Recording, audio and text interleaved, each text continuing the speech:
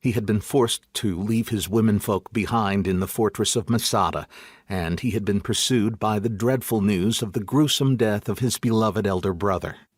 Friends and allies in Nabatean Arabia, on whose support he had thought he could rely, had deserted him on the way. Only with difficulty had he made his way to the border with Egypt. He had nearly been stymied on arrival in the gleaming city of Alexandria by the great Queen Cleopatra, who had expected him to stay with her at least until the safe sailing season in the spring. The voyage north from Egypt toward the southern coast of Asia Minor had indeed been beset by winter storms, and the ship reached the Aegean only after jettisoning cargo.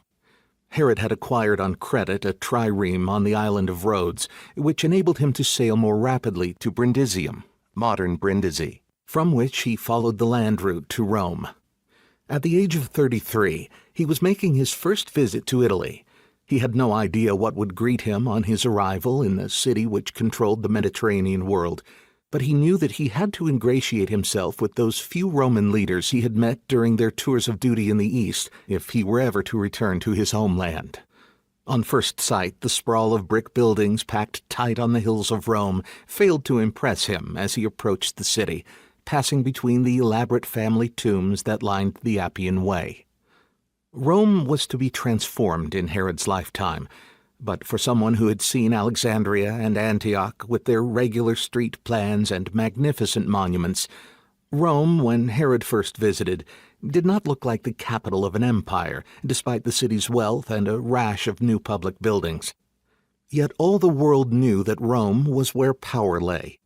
The serried ranks of hundreds of senators in their broad-striped white togas, meeting in the somber surroundings of the Temple of Concord at the west end of the Forum, presented an image of dignified entitlement by which strangers were expected to feel intimidated.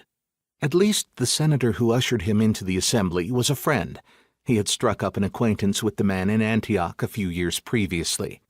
Herod listened, only half comprehending, while this friend, Messala Corvinus, praised him in eloquent Latin as a reliable ally of the Romans. Messala reminded all present of the loyalty to Rome which had previously characterized Herod's father, Antipater. He called on the senators to recognize the contrast between Antipater's reliability and the double dealing of the Hasmonean high priest Antigonus, the king installed in Jerusalem by the Parthians, Rome's most powerful enemy.